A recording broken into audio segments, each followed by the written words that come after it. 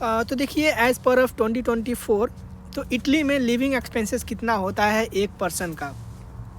तो देखिए मैं आपको एग्जैक्ट इन्फॉर्मेशन बताऊँ, क्योंकि मैं 3 साल पहले आया था। उस टाइम मैं स्टूडेंट था, तो वहाँ पे मुझे फूड कूपन मिलते थे और मतलब यूनिवर्सिटी के अकोमोडेशंस में रहता था। मुझे एग्जैक्ट पता नहीं चलता था मतलब कितना खर्चे हो रहे हैं करके। तो अभी मैं बाहर आ गया हूँ, तो अभी जितना भी चीज़ें रहता है मैं खुद से मतलब खर्चा करता हूँ, तो मुझे एग्जैक्टली पता हाँ भाई कितना एवरेज खर्चा आ जाता है पर पर्सन का। तो इसमें जो मेन खर्चा रहता है वो अकोमोडेशन का रहता है। तो मैं मिलान में रहता हूँ और बाकी के सिटी, इटली के सिटी में तो 100 यूरो से 200 बाकी के सिटी में, तो इस हिसाब से आप एवरेज लगा सकते हो 100 यूरो के नीचे। इसमें जो मेन खर्चा आता है वो आता है अकोमोडेशन का। तो अगर आप शेयरिंग में रह रहे हो, ठीक है ना, तो मिनिमम आपको 300 टू 400 यूरो के बीच मतलब स्टार्टिंग रहता है। 300 टू 400 से स्टार्ट होता है। तो एवरेज मैं 400 मान के चल रहा हूँ कि 400 आपका अकोमोडेशन का आ गया अगर शेयरिंग में रहना है तो। अगर आपको सिंगल लेना है तो मिलान में तो मतलब 600 यूरो, 500 यूरो, 550 ऐसे हो जाता है। और इसमें मैं सारी चीज़ इंक्लूड करके बात, जैसे कि वाईफाई का बिल हो गया, गैस का बिल हो गया और पानी का बिल हो गया, सारे लेके मैं बता रहा हूँ कि मतलब शेयरिंग का 400 यूरो, प्राइवेट सिंगल रूम का 600 यूरो पर मंथ आपका आएगा, ठीक है ना। और उसके अलावा क्या खर्चे होते हैं, उसके अलावा आपका खाने में जाता है।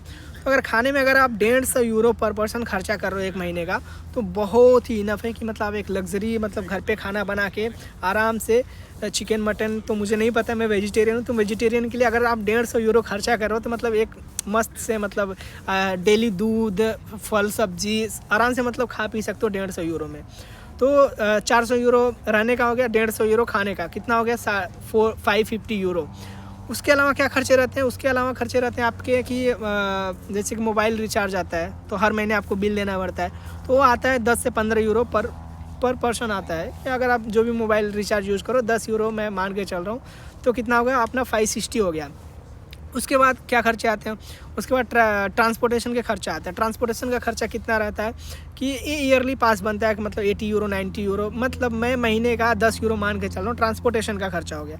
तो कितना हो गया हमारा 570 यूरो हो गया। और इसके अलावा क्या खर्चा है महीने का जो रेगुलर रहता है, हाँ एक ही हेयर कटिंग का। तो ऑफकोर्स भाई आप अगर इटली में रह रहे हो तो महीने में एक बार तो जाओगे हेयर कटिंग के लिए। तो बाल का ये लोग 10 यूरो लेते हैं, दाढ़ी का 5 यूरो, मतलब 15 यूरो मान के चलो कि मतलब महीने का वो खर्चा होगा। तो मैं तो मतलब बस बाल ही कटाता हूँ, दाढ़ी वगैरह खुद से कर लेता हूँ, पैसे बचाता हूँ, तो 10 यूरो मान के चलो। तो हो गया आपका 580 यूरो ऐसे कुछ हो गया, 580 और 570 ऐसे हो गया। इसके अलावा ये मतलब कंपलसरी खर्चे हैं, ठीक है ना। इसके अलावा जो खर्चे आपको करना है, फॉर एग्जांपल अगर आपको बाहर यहाँ पे शॉपिंग करना है तो टोटली आपका पर्सनल खर्चे हैं। बाहर रेस्टोरेंट में खाना आपके ऊपर डिपेंड करता है कि कितना खाते हो कितना नहीं करके।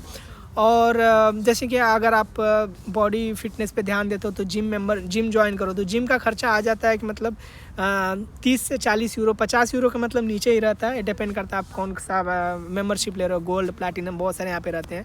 तो 30 यूरो से स्टार्ट रहता है मिलान में, तो 30 से 50 यूरो के बीच रहता है पर मंथ का, तो वो भी आप ऐड ऑन कर सकते हो।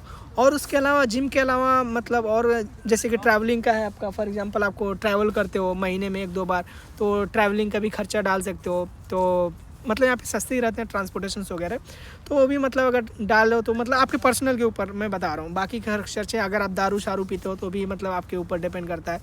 और अगर ये सारी चीज़ें अगर आप बाहर खाना खाने जाते हो तो कम से कम 15 से 20 यूरो मान के चलो। अगर एक अच्छा सा खाना खाना चाहते हो तो फूड कहीं पे भी, इटालियन हो, इंडियन हो, कहीं पे भी 15 से 20 यूरो लगता है एक खाने का, तो उसके हिसाब से आप लगा सकते हो।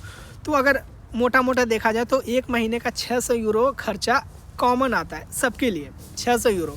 अगर इसमें से अगर आपको सस्ता अकोमोडेशन कहीं पे मिल गया, मतलब 300 में ही मिल गया, तो मतलब आप चलो कि आपको 500 रुपये खर्चे होंगे, 500 यूरो महीने के।